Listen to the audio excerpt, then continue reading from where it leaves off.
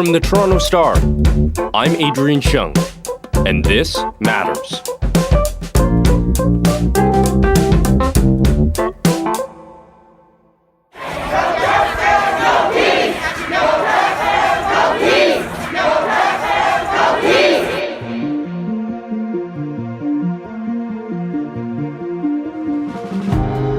Questions remain unanswered.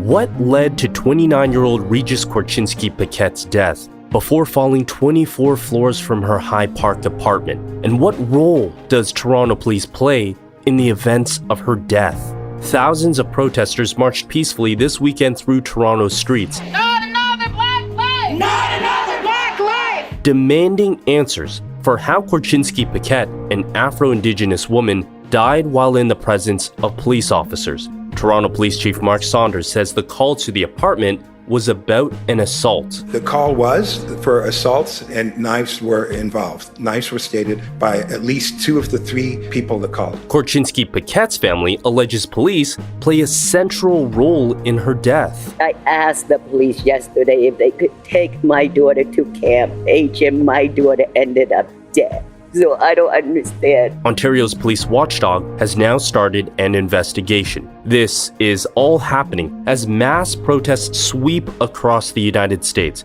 Demonstrations against police violence and systemic racism against Black communities. Protests in more than 40 American cities from New York to LA are being met with riot police and tear gas. This wave of protest began first in Minneapolis, where that now infamous video of George Floyd's last moments were filmed. If you've seen it, you can never unsee it. A word of caution, the sounds you're about to hear are disturbing. The video goes on for 8 minutes and 46 seconds. George Floyd, a 46-year-old Black man, has been stopped by police and they have him on the ground. He screams for help again and again. My stomach hurts. My neck hurts. Everything hurts. There's water or something. Please.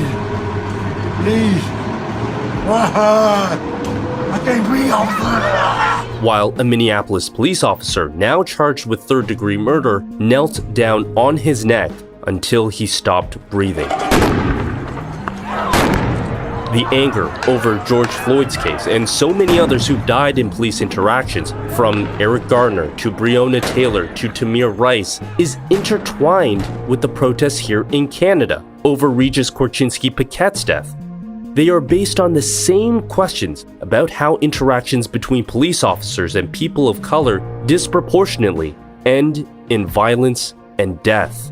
Today, we have 2 guests. We're going to cover a lot of ground talking about police violence and how the community response to Regis's death in Canada is tied to the protests in the US. We're talking to Wendy Gillis, the Toronto Star's crime reporter who has been covering the death of Regis Korchinski-Paquet, and Kanika Samuels-Wortley, an incoming assistant professor at Carleton University and criminologist who has studied policing and the criminal justice system.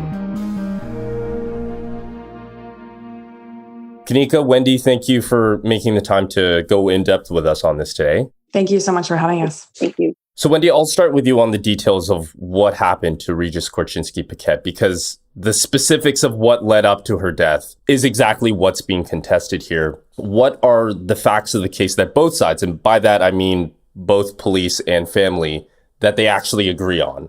Yeah, so right now there is little that has been released officially, and there's a reason for that. This death is subject to an investigation by the Special Investigations Unit, which is the civilian police watchdog that comes in to scrutinize and investigate police actions that lead to death or serious injury or allegations of sexual assault. So that means that while they are conducting this investigation, there's sort of a shroud of secrecy that is put over top of the investigation while, the office is doing its work. That has been subject to quite a bit of controversy. We can get into that a little bit further about, transparency through the course of investigations.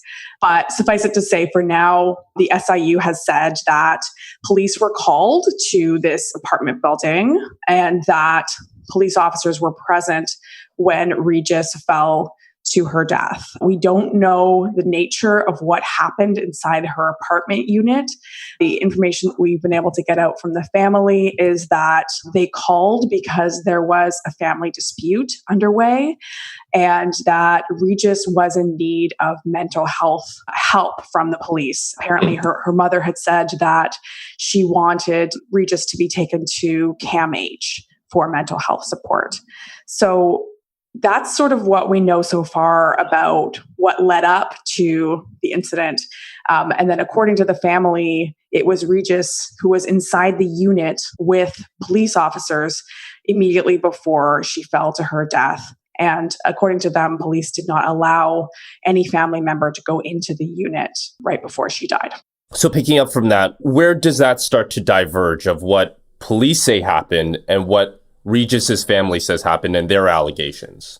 I think what we're able to say right now is that Regis's family does not understand how she came to die that night. They don't believe that she needed to die, and they think that police actions played some part in that. I think we saw early on, in the very early hours of this incident, allegations that police may have either pushed her or thrown her off of the balcony. The lawyer that is representing the family, Nia Singh, has said that, what is on the record from the family is what came out from the press conference they held on the evening of Thursday, which was about 24 hours after the incident. After approximately 1 to 2 minutes, the mother and the brother heard commotion in the apartment and then heard Regis cry out, "Mom, help, mom, help, mom, help." After that, mother and brother heard silence. They say they want to know what happened. They want accountability and justice, and they want some attention drawn to police actions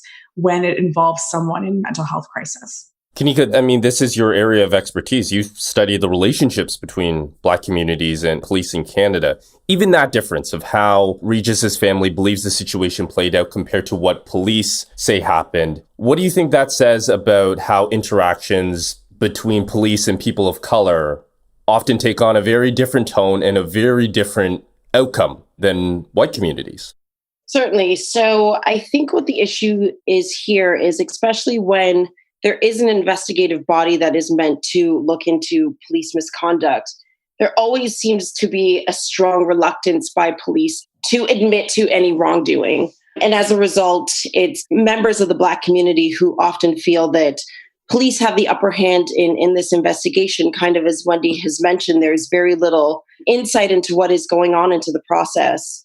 And this has a huge impact on individuals especially individuals in the families who are involved in looking for answers, as they feel that they're expressing their story and they're trying to understand what has happened within an interaction. And a concern is expressed over police misconduct, but there's a denial is the first course of action, as opposed to demonstrating that there's going to be a thorough investigation. So in this case here, we see that the police chief has indicated that he would like to expedite the process, but that should be a process that should be done right away, where families should feel that they have answers really right away, as opposed to feeling that these investigations that generally can take months and sometimes even years to get answers, usually by the end of it, there really aren't any answers given. If there has been expressed police misconduct, often there are no repercussions for the officer or for the police service. There's no outcome to it, and that officer will still have a job, but there are these individuals where their lives have been impacted by an interaction with police, and there's nothing that recognizes the negative and severe impacts that happen to, and particularly for members of the Black community. Or that the system is working against Black communities, that they are somehow not part of it. Absolutely. They're not part of the investigation. Their voices are not heard. So, and as a result, there's very little trust in the process that looks into police misconduct or negative interactions with police. So as a result, there's very little trust in the process. Wendy, when it comes to the investigation, why isn't it clear what happened to Regis after she went back into the apartment? Because my understanding is that Toronto police officers, they don't have body cameras. Yeah, exactly. And obviously that's kind of the critical question here, is what happened in those final few seconds. This is a textbook case as to why I've been advocating for body-worn cameras, and I'm now fast-tracking to the best of my ability to allow that process to speed up so we can have access to body-worn cameras as soon as possible. as I was saying earlier, there is an investigation to protect. And just like, during the course of any average criminal investigation, sometimes police are, they hold certain information to their chest because they don't necessarily want it out to influence any sort of witness testimony or information that might come forward. They don't want to taint witness testimony, essentially. Understandably, I think for the first few days, while investigators are collecting information, doing canvasses of the area, getting security footage, and importantly, speaking to any witnesses, they don't tend to release much information. I think the interesting question now is, at what stage will we see more information come out, given the high profile nature of this? It's very interesting to go back and look at a review that was recently done in Ontario of the police oversight system by Justice Michael Tulloch, who was the first Black judge in Ontario's highest court. And after another very high-profile death involving a Black mentally ill man named Andrew Loku and the Toronto Police Service. Yeah, the police are there. Okay, how did they get in? I'm not sure. Nobody opened the door for them. Oh my God! What was that? Oh my God, there was gunshots. Oh my God, are you okay? What was that? The gunshots from the police officers. The Loku family lawyer believes he was killed in part because he was Black. And the recommendations suggest the jury believes that too. The response that we're seeing now following his death, saying, we don't necessarily trust the process here. There are way too many Black men and increasingly Black women who are dying in interactions with police, and we need to change the system.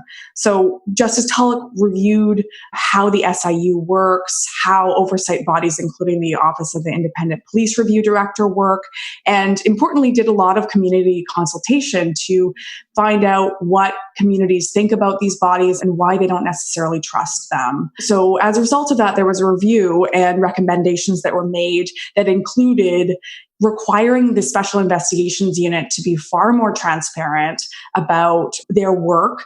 And just in the last few days, I've been reviewing that report, and he identifies this very scenario where in the aftermath of an incident where someone dies from a fall in the presence of police, there is far too often a vacuum of information that is filled by, sometimes media speculation, that's what he said, or allegations from the public. And he says, without enough information, the public may wonder if police threw someone over a balcony. That's right from the report. It really underscores the importance of finding the right balance. And I'm not sure that I know where that line is between saving and making sure that an investigation is secure and not doing anything to taint it versus providing sufficient information to the public that they have a right to, right? I mean, the public here is served by the police and the SIU and deserves some answers, especially when there is some question about the conduct of the officers involved.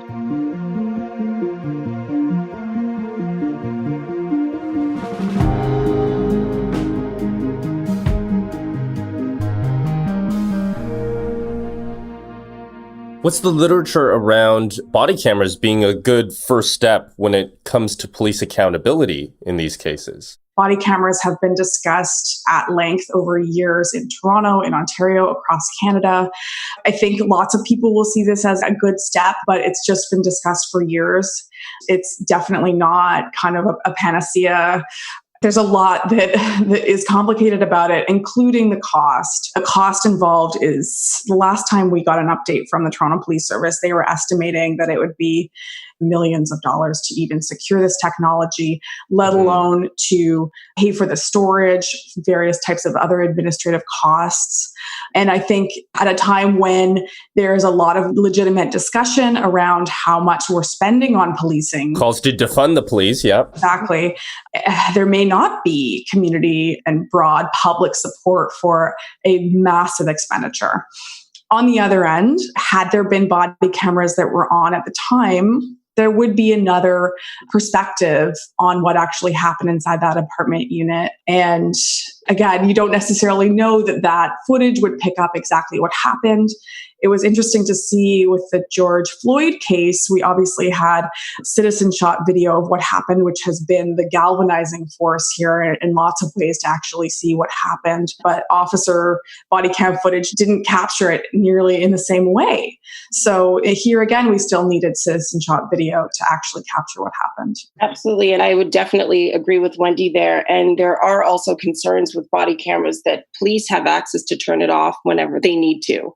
So if they feel that they're really, it comes down to their own discretion. So there is that opportunity if there might be a situation that might not be as pleasing as they would like to be seen, there is that opportunity to turn off that camera. And as Wendy has mentioned, the situation with George Floyd right now, it really is citizen footage that has provided insight into that incident as opposed to a body camera. It really isn't seen as the answer when dealing with members, especially of the Black community. Kanika, with the investigation into Regis's death, in your opinion, what does transparency or trust in this process look like? You spoke about transparency before. What pathways do you think will make it clear for people that there is some sort of transparency in this case? I think it's definitely right away expressing concern over the narrative that the family is putting forth.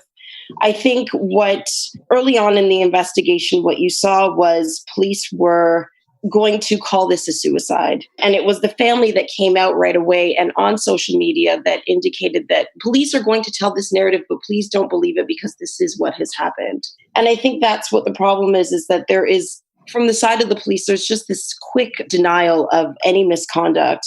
And I think where it begins is to acknowledge that there might be something that needs to be investigated and to state that right off the bat, as opposed to trying to massage a different narrative that takes away from a potential negative interaction that could have had an impact that unfortunately led to Regis's death. Right off the bat, they have to show that they're listening to the voices of the individuals that are expressing concern over interactions, as opposed to automatically saying that there has been no wrongdoing or just not speaking at all. So it really is to show concern that they are willing to go the extra mile to listen to what is being expressed by members of the community. When we see Regis's death on a larger scope, and we see that yet again, there is a Black person, in this case, Afro-Indigenous, who after interacting with police ends up dead, do you think it's fair to say that this case informs how we think about Dafonte Miller's case? Arriving at court this morning, Dafonte appeared calm and focused. Michael Theriault, a Toronto police officer who was off duty at the time of the alleged incident, and his brother Christian Theriault are both charged with aggravated assault and obstruction of justice. On December 28, 2016, Miller alleges the two brothers ran him down and viciously beat him with a metal pipe for no apparent reason. The beating was so severe it caused Miller's left eye to explode in its socket. It later had to be surgically removed. How we think of George Floyd's case, of Brianna Taylor, of countless Black men and women killed or severely injured by police violence. Certainly. That seems to be the consistent theme, is that you're seeing Black individuals who are unarmed and who are being harmed by police. Use of force study, which will be coming out, and also just a preview that was given last year, indicates that Black individuals within our city are more likely to experience use of force by police and more likely to be unarmed.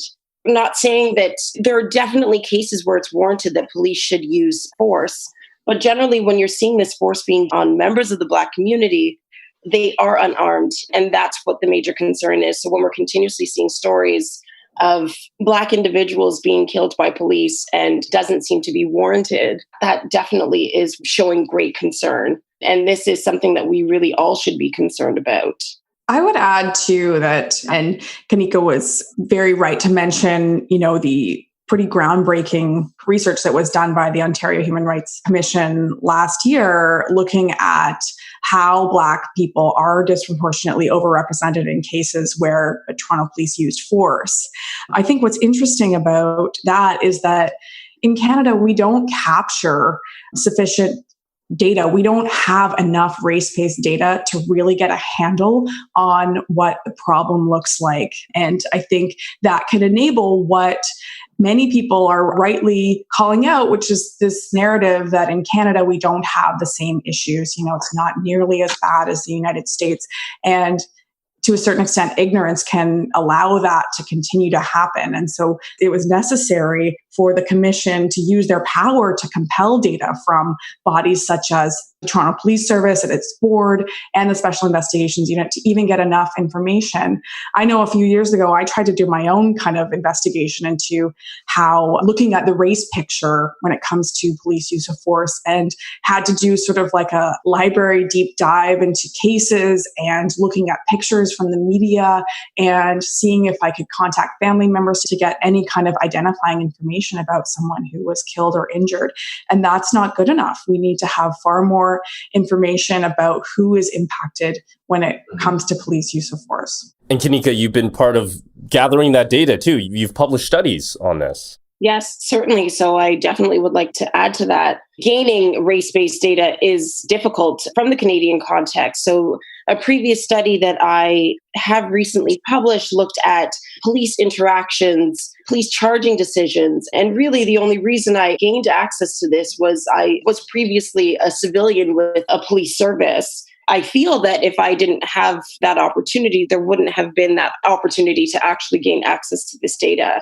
I'm currently working on a study that's looking at perceptions of police among youth, particularly among Black and Indigenous youth. And even to gain this national data, this data is being collected. It is being done with Statistics Canada that does look at perceptions based on racial categories. However, the way that public data demonstrates this by grouping everyone together as a visible minority. And the problem with that is that then you can't disaggregate what truly are the issues within each racial category as terms of what are perceptions of police. In order for me to gain this data, I had to go through a lengthy process of submitting fingerprints, submitting ID information, passport information, submitting a proposal as to why I wanted to look at disaggregated data that explored perceptions of police. You think that specifically for Canada that this might be a way to try to avoid the conversation as to whether we do have issues that are quite similar to what's going on in the US. We are very open and we're trying to show that we are a very diverse and multicultural country. If that's the case, we're definitely not showing that we're willing to look into issues that may actually have an impact on our diverse and multicultural community. I want to pick up from that thread too, because we're already starting to see that kind of commentary following this weekend. This idea that Canada is different from the US, that, our systemic racism is somehow different from theirs. I would argue that many people of color and historians would probably aggressively argue that point. What do you make of that argument, especially knowing, as you mentioned, that there is a lack of sufficient and detailed data of policing with racialized communities? From what I make of that argument is that I think by completely avoiding the conversation, thus even gaining access to race-based data is really a political act on its own. And I think that to me demonstrates, I don't want to say that we're in a situation where we're worse, but the fact that we're not willing to have that conversation puts us in a unique position. And that's what the problem is that when you do actually start looking at racial disparities, you're seeing that we might actually have some similar trends that are going on in the US. In particular, when we look at our Indigenous communities, we are seeing in some provinces that the incarceration rate for Indigenous youth as well as adults can be as high as 75 to 80%. That actually is worse than some areas in the US. And we're not having those conversations. And so I wonder, what does that mean for us? Are we not having these conversations because it doesn't appeal to how we would like to be perceived in the world as a multicultural utopia? It's a huge problem that needs to be addressed. And when we're starting to look at the Black community, we don't even have access to that data. We have no idea what the incarceration rate is for Black individuals in Canada. The last time that a report was done in 2014 with the correctional investigator. And there was an indication that the Black incarceration rate is increasing. However, we don't know anything from that point now. So that was 2014, and we're 6 years later and know nothing better than that. How do you fix a problem if you won't recognize that there is a real one? Absolutely. And that's, I think, is what is unique to the Canadian experience, is that we really are avoiding that conversation. We could talk for hours about this, and I just wanted to end on this note, and this question to both of you. Does this moment right now with Regis's case, with the mass protests that we're seeing across the United States, across the world, does this moment right now, does it feel like a landmark moment, a turning point on how we confront racism, specifically anti-Black racism and police violence? Does this feel like a turning point? I would say I can kind of see both sides of this. I think there is definitely, Adrian, that perception that this is a moment where we will see some change. And then, of course, we're also seeing many, many people expressing that, they're tired, right? Especially within the Black community. I'm tired. That's something that's coming out because it does feel like there have been so many moments like this, flashpoint moments where it feels like we're on the edge of something really changing, and then it doesn't feel as though it has. And again, we see people being killed, Black people being killed in interactions with police. And so it's difficult to say. What I know is that locally, after Andrew Loku's death, there were really fevered and passionate protests that happened. There was a campout that happened outside of Toronto Police Headquarters by members of Black Lives Matter Toronto. And that was galvanizing force. And Justice Michael Tulloch did his review after that.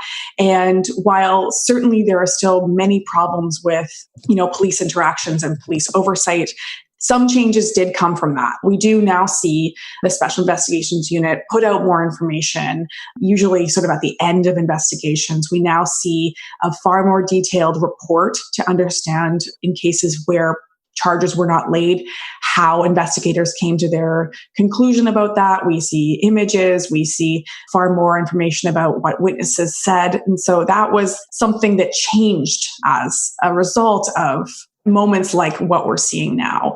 I guess the question is that enough? It's an inch, it's not a mile. And so will it take more deaths to ultimately get the kinds of change that protesters are looking for? And I think the sad conclusion is that it might. And of course, no one wants to see that happen, right? So that's, I think, where the fatigue comes in. Kanika? I wonder what the impact will be. However, it has been interesting to see the influence and the impact and seeing protests going on in many major cities within Canada. And I feel like this might be an incident that appears to be the straw that has broken the camel's back. This is going on during a time of a global pandemic. And we are seeing that this is having a disproportionate impact on Black communities, the health disparities that are happening within Black communities. This is also connected to the policing of Black communities during the time of COVID. For example, we saw just last week in Trinity Bellwoods Park that there seemed to be a great deal of people that were there, then it really didn't seem to be policed. However, we're hearing from members of the Black community that during this time they feel that they are being targeted more, however. And then we see this incident now with a young Black woman who has died while police were at the scene. And I think that this is a situation upon another situation where the Black community is tired, that they are constantly seen to be the underdog. And I am hopeful that there might be a greater conversation, and particularly within the Canadian context, as to how the Black community continue to be oppressed and marginalized within the society. And it's really unfortunate that the pandemic has had to bring light to many of these issues, but it really seems to be starting conversations that have been expressed for a very long time. The hope is that this will lead to some type of change. Yeah, none of this is happening in a vacuum. It's all happening at the same time. Yes, exactly. Kanika, Wendy, thank you so much for making the time for this. Thank you for having us. I'm really glad we're talking about it. And that is Wendy Gillis, crime reporter for the Toronto Star, and Kanika Samuels-Wortley, incoming assistant professor at Carleton University, who has studied specifically the relationship between Black communities and policing. That's it for today. Thanks for listening. This Matters is hosted and produced by me, Adrian Cheung, Saba Aitazaz, and Raju Muthar. Produced and mixed by Sean Pattinen, and our director of programming is JP Fozo. Our show theme music is by So Called, and our episode music is by Mike DeAngelis. We want to hear what stories matter to you. Please send us comments, questions, or ideas to thismatters@thestar.ca. Please consider supporting the journalism the Toronto Star newsroom does at thestar.com. And don't forget to subscribe to This Matters on Apple Podcasts, Spotify, or wherever you listen to your favorite podcasts. Let's talk soon.